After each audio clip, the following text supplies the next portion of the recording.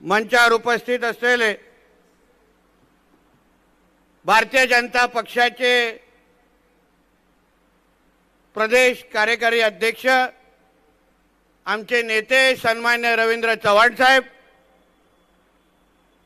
सिंधुदुर्ग जिल्ह्याचे भारतीय जनता पक्षाचे जिल्हाध्यक्ष सन्मान्य प्रभाकर सावंतजी, प्रदेशचे उपाध्यक्ष सन्मान्य अतुल काशेकरजी, महिला मोर्चाच्या जिल्हाध्यक्ष सौ कोरगावकर मॅडम, जिल्हा बँकेचे अध्यक्ष सन्मान्य मनीष दळवीजी, जिल्हा कार्यकारिणी उपाध्यक्ष सन्मान्य प्रमोद रावराणेजी, सरचिटणीस सन्मान्य रणजित देसाई, सन्मान्य महेश सारंग, सन्मान्य संदीप साटम, सौ तेरसे मॅडम, सन्मान्य अशोक सावंतजी, बाळा खडपेजी, मंचावर उपस्थित असलेले भारतीय जनता पक्षाचे सर्वच प्रमुख पदाधिकारी, उपस्थित असलेले सर्वच प्रमुख मान्यवर, समोर उपस्थित असलेले सर्वच बंधू भगिनींनो आणि माझे सर्व तरुण मित्रांनो, तसेच आमचे पत्रकार मित्र, भारतीय जनता पक्षाच्या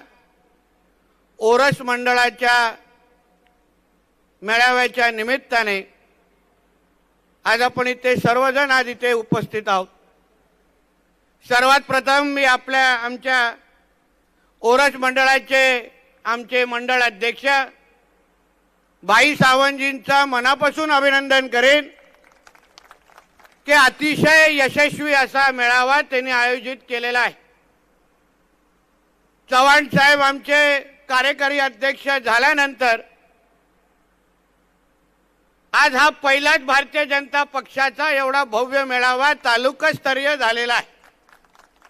हा फक्त तालुका एवढाच पुरताच हा मेळावा आहे, पण नजर फिरवल्यानंतर थोडा हे मंडप कमी पडतंय का अशा पद्धतीची परिस्थिती आज इथे बघायला मिळते। असंख्य मान्यवरांनी आज आमच्या भारतीय जनता पक्षामध्ये प्रवेश केलेला आहे। सन्मान्य राज्याचे मुख्यमंत्री आदरणीय देवेंद्र फडणवीस साहेब, आमचे प्रदेश अध्यक्ष सन्मान्य बावनकुळे साहेब, आमचे रवी चव्हाण साहेब आणि आमचे खासदार सन्मान्य राणे साहेबांच्या नेतृत्वाखाली आजपासून आज आपण भारतीय जनता पक्षामध्ये आपण सगळ्या जणांनी प्रवेश केलेला आहे। मी आपल्या सगळ्या जणांचं मनापासून या निमित्ताने स्वागत करतो। आज आपल्या भारतीय जनता पक्षाच्या मेळाव्याच्या निमित्ताने आज आपण इथे सर्वजण जमलेलो आहे। आज भारतीय जनता पक्षाचा परिवार हा आता वाढत चाललेला आहे, मोठा होत चाललेला आहे। लोकांचा विश्वास आपल्या नेतृत्वावर दर दिवस वाढत असताना आपल्याला दिसत आहे। देशामध्ये आज प्रत्येक राज्याची निवडणुकीचा निकाल तुम्ही पहा, प्रत्येक राज्याच्या निकालामध्ये त्या राज्याच्या जनतेने आदरणीय नरेंद्र मोदी साहेबांच्याच नेतृत्वाखाली त्या राज्याच्या जनतेने भारतीय जनता पक्षालाच संधी दिलेली आहे। म्हणून आपण सगळेजण जे इथे उपस्थित आहात, आज आपण या ओरस मंडळाच्या माध्यमातून आज इकडच्या जनतेची सेवा आपल्या पक्षाच्या माध्यमातून आपल्याला करायची आहे। आपलं संघटन पर्व सुरू आहे आणि मोठ्या प्रमाणामध्ये सभासद नोंदणी आहे सुरू आहे। आजच सकाळी आपल्या प्रदेश अध्यक्ष साहेबांनी जाहीर केलं आहे की आपल्या राज्याची नोंदणी आज हा 1 कोटीचा टप्पा आपण सगळ्या जणांनी गाठलेला आहे। म्हणजे आपल्या या राज्यामध्ये महाराष्ट्रामध्ये 1 कोटीपेक्षाही जास्त सदस्य आज भारतीय जनता पक्षाचे झालेले आहेत। म्हणजे आपण सर्वजणांनी विचार करा की आपण ज्या पक्षाचे सदस्य आहोत, ज्या पक्षामध्ये आपण सगळ्या जणांनी प्रवेश केलाय, त्या पक्षाची ताकद आणि आज ताकद कुठल्या पद्धतीने आज वाढते आहे। म्हणून आपल्या सगळ्या जणांची जबाबदारी आहे। आज आपण प्रवेश केलाय, आज आपण सदस्य बनलात, आमच्यासारखे असंख्य कार्यकर्ते भारतीय जनता पक्षाकडून वर्षानुवर्ष काम करतायत।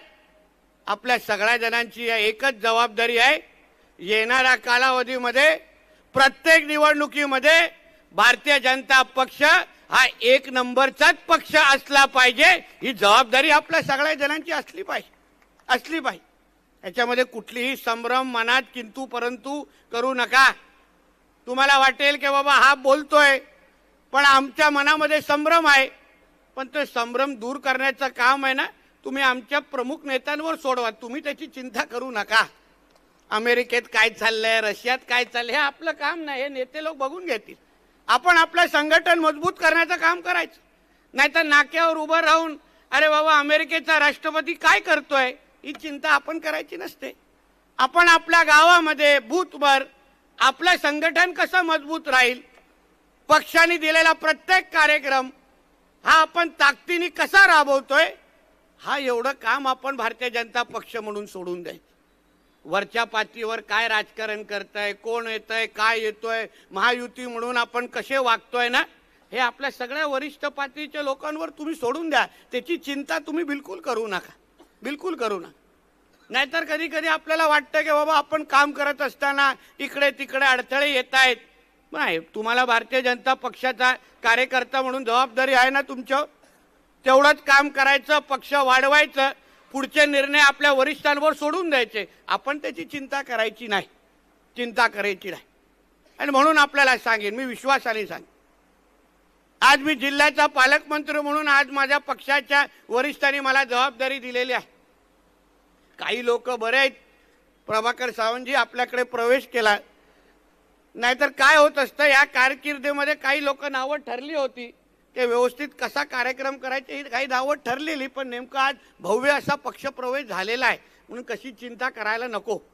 पण येणाऱ्या दिवसामध्ये मी तुम्हाला विश्वास देतो, जिल्हा नियोजनची निधी असेल, पक्षाची कुठलीही सरकारची निधी असेल, ही फक्त महायुतीच्याच कार्यकर्त्यांना भेटेल, बाकी कोणालाही भेटणार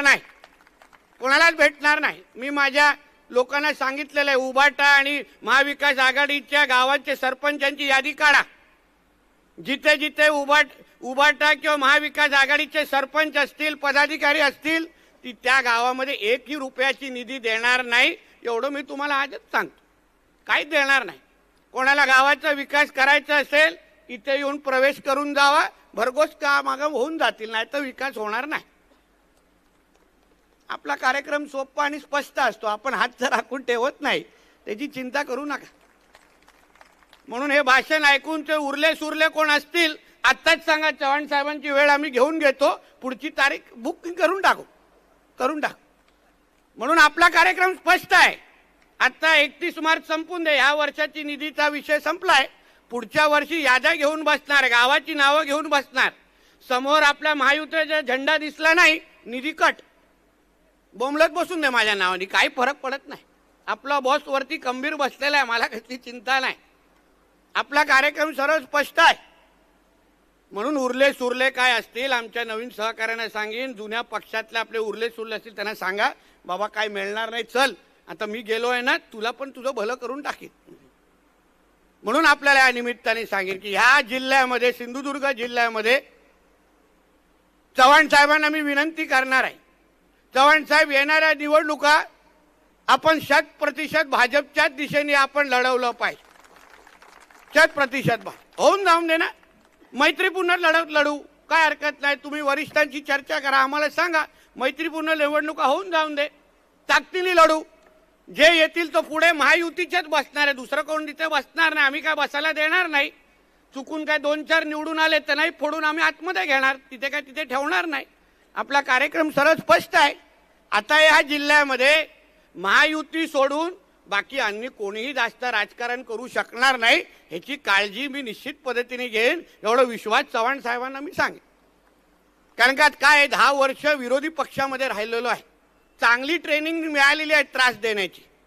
कारण मलाही भरपूर त्रास विरोधी पक्षाचा आमदार म्हणून दिलेला, निधीच्या बाबतीमध्ये, आपल्या पोलीस कारवाईच्या बाबतीमध्ये भरपूर त्रास दिला. एकदम PhD केलेला पैकी कार्यकर्ता आहे मी, आणि नेमकं आता मीच सत्तेमध्ये आलेलो आहे. खूप लोकांना त्रास झालेला आहे त्या गोष्टीचा. आता अनुभव टप्प्याटप्प्याने होईल, थोडं हळद निघून दे पालकमंत्र्याची, कळेल काय असतं ते.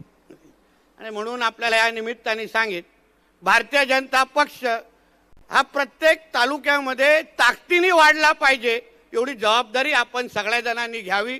आज ओरोस मंडळाचा ज्या पद्धतीने मेळावा झाला, प्रभाकरजी, अशा प्रत्येक तालुक्यामध्ये आपण मेळावे घेऊ आणि ह्या ताकदीने घेऊ आणि हे उरले सुरले आहेत ना त्या तालुक्याचे त्यांना पण घेऊन टाकू. सगळेच काय आता ओरोसपर्यंत येऊ शकले नाहीत, काही लोकांना आम्ही त्या तालुक्यामध्ये ठेवले आहेत, कारण फोटो सगळ्यांचेच आले पाहिजे ना त्या तालुक्यामध्ये. म्हणून या निमित्ताने आपल्याला सांगित की मोठ्या प्रमाणामध्ये मोठी ताकद आज या निमित्ताने पाहायला मिळालेली आहे. आपल्या राज्याचे मुख्यमंत्री आदरणीय देवेंद्र फडणवीस साहेबांचे हात आपल्याला बळकट करायचे आहेत. या निमित्ताने ताकद त्यांची वाढवायची आहे. साहेब ज्या पद्धतीने आज राज्यासाठी काम करतायत फार जवळून अनुभव घ्यायला मिळालेला आहे. म्हणून आपण भारतीय जनता पक्षासाठी काम करत असताना फार आपण प्रामाणिक पद्धतीने दिवस रात्र मेहनत करावी. आज आपण ज्या पक्षाचे कार्यकर्ते आहोत ते सन्मान्य राणे साहेबां खासदार असलेल्या पक्षाचे कार्यकर्ते आहोत. एक लक्षात ठेवा, राणे साहेब खासदार ज्या पक्षाचे आहेत त्यांच्या नेतृत्वात तुम्ही सगळेजण काम करतात. म्हणून तुम्ही सगळेजण ताकदीने काम करा, मेहनत घ्या. मी तुम्हाला विश्वास देतो, चव्हाण साहेब समोर आहेत, आपला पक्ष तुमच्या निश्चित पद्धतीने दखल घेईल एवढा विश्वास तुम्हाला आजच्या निमित्ताने देतो. फक्त कोणीही चुकून विरोधकांना कुठल्याही पद्धतीने खतपाणी घालू नका, मदत करू नका. सगळ्या गोष्टीवर आमच्या फार बारकाईने लक्ष आहे. तुम्हाला सांग, कारण हा तुमच्यामध्येच राहिलेला कार्यकर्ता आहे. गावागावाचं थोडं राजकारण आपल्याला कळतं, कोणाला कोणाचे फोन जातात, अवेळी फोन जातात, हे सगळ्या गोष्टी माहीत असलेल्यापैकी आहे. म्हणून ह्या जिल्ह्यामध्ये यापुढे महायुतीच्याच माध्यमातून आणि भारतीय जनता पक्षाच्याच नेतृत्वाखाली सगळ्या काय गोष्टी वाढल्या पाहिजे एवढं ह्या निमित्ताने मी सांगतो. इथेच थांबतो. जय हिंद, जय महाराष्ट्र. धन्यवाद साहेब, आपण जो विश्वास दिला त्या विश्वासाने आणि